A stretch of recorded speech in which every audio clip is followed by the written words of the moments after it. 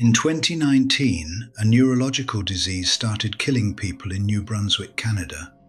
The government said it didn't exist. Gabrielle Cormier was 17 when it found her.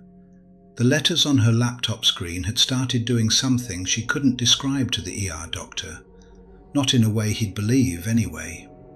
He checked her eyes, checked her blood pressure, wrote something on a clipboard and told her to go home and rest. She went home. 6 months later, she collapsed at school. Doctors thought it looked like CJD, the Prion disease that dissolves the brain.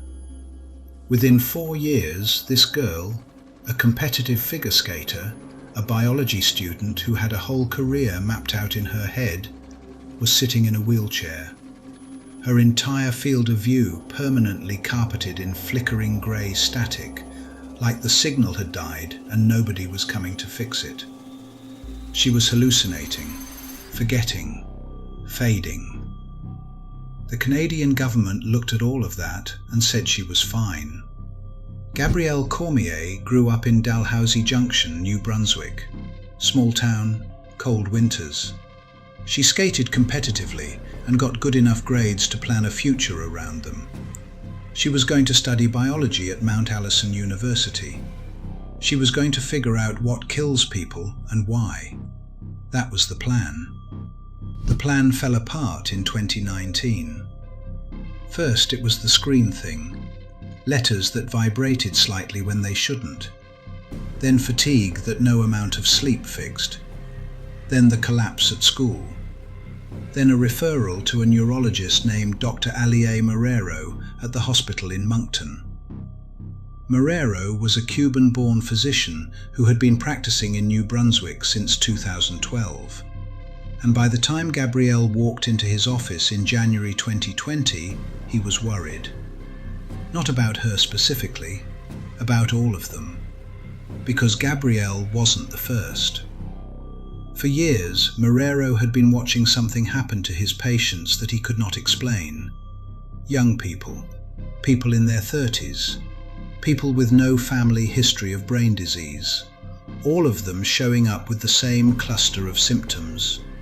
Cognitive collapse, visual hallucinations, myoclonus, that's the medical term for involuntary muscle jerks so violent they can throw you out of a chair. Rapid memory loss, a deterioration that looked, in every single case, almost identical to Creutzfeldt-Jakob disease.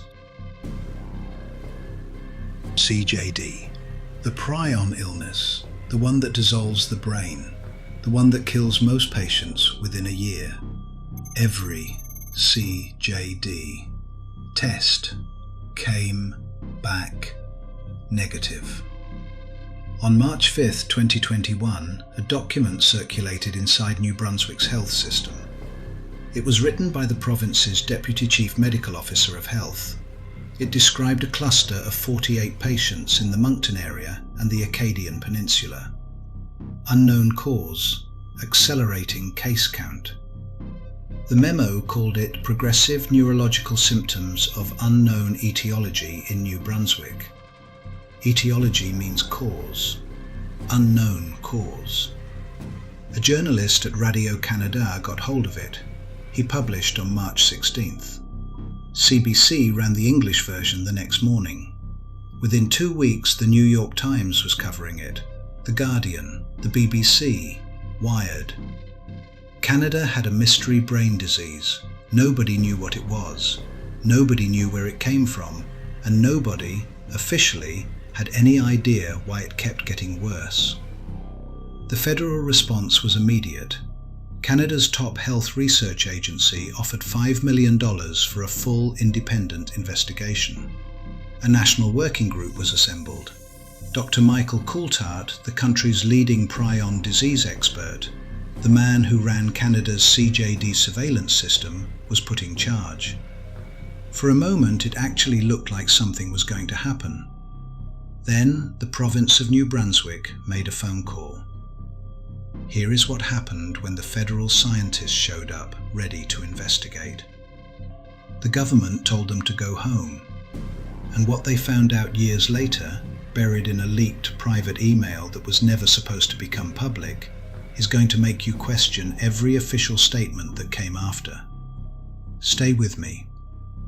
In early June 2021, the province of New Brunswick took control of the investigation. The $5 million federal offer was quietly withdrawn.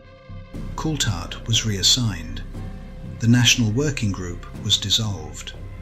The investigation was handed to a 6-person oversight committee appointed by the same health networks that had been managing the patients. Marrero was removed as lead investigator. Then, he was removed from the clinic he had built entirely to treat these patients. 94 of his 105 patients refused to accept the government's second opinions. They followed him to his regular hospital practice instead. Some of them drove hours to get there. The Oversight Committee spent several months reviewing the files. In February 2022, they released their conclusion. The patients were misdiagnosed: Alzheimer's, post-concussion syndrome, anxiety, nothing new, nothing unknown, nothing worth a federal investigation. Case closed. The patient families went absolutely ballistic. Steve Ellis, whose father Roger had collapsed on his 40th wedding anniversary in June 2019, then spent 366 consecutive days in hospital while his muscles disintegrated and his mind changed. Steve Ellis called the report an abandonment. He filed a formal complaint against New Brunswick's chief medical officer. It was dismissed for lack of jurisdiction. The government had checked itself and found itself not guilty. In October 2023, Dr. Michael Coulthart, Canada's top Prion expert, the man who had been running the CJD surveillance system for years, the man who had been removed from this investigation, wrote a private email to a colleague. He did not know it would be leaked. He wrote that he had been cut off from the New Brunswick file, that the reason was political, and that in his professional scientific judgment, there is something real going on in New Brunswick that absolutely cannot be explained by the bias or personal agenda of an individual neurologist. His theory wasn't that there was some exotic new prion. It was something more disturbing. He believed that environmental exposure, possibly the glyphosate saturating New Brunswick's forests, was accelerating multiple different neurodegenerative diseases simultaneously. Faster Alzheimer's, earlier Parkinson's, a population being pushed off a neurological cliff decades before they should be. Here is the thing about glyphosate in New Brunswick. The province's own 2016 Chief Medical Officer report documented that 40% of all forest land cut in New Brunswick was being sprayed with glyphosate, compared to 28% in Ontario, 11% in Nova Scotia.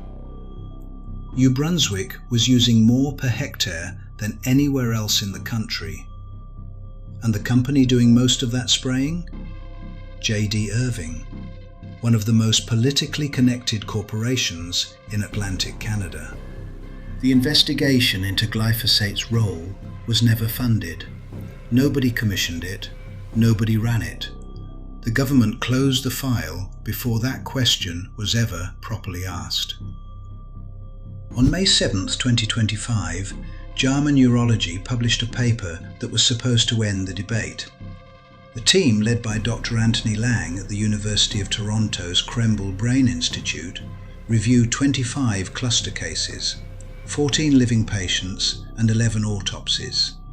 They found an alternative diagnosis for every single one: Alzheimer's, Parkinson's, functional neurological disorder, post-concussion syndrome. One patient had metastatic cancer that had spread to her brain. Lang told the BBC the cluster was a house of cards. His co-author, a neuropathologist, said the patients were being abused. And then the story got uglier. Gabrielle Cormier, the girl from the beginning of this video, the figure skater in the wheelchair, found out that her data had been included in that paper. She had been asked to participate. She had said no. Her data was included anyway through a research ethics consent waiver. The hospital confirmed this to her family in writing. She had said no. They used her data anyway. The province officially closed its investigation for the second time on January 23, 2026. Somewhere between 220 and 500 patients, nobody agrees on the exact number because nobody has been willing to do the work of actually counting, are still sick. Some are in wheelchairs. Some are considering medical assistance in dying. At least one has already gone through with it. Her death certificate lists the cause as degenerative neurological condition of unknown cause. A Canadian doctor signed that document in the same province where the government has twice declared that no such condition exists. Gillian Lucas is 37. She told the BBC last January that she has a limit, that there is a point beyond which she will not continue. She is considering MAID. The government's answer to that limit is still, "You were misdiagnosed." Gabrielle Cormier told the BBC, "I've done nothing with my life since I got sick." She wanted to figure out what kills people and why. She's still waiting for someone to figure out what's killing her. If this story made you feel something, and I think it should, there's more where it came from. Every video on this channel is a story someone tried to bury. Subscribe if you want to keep digging.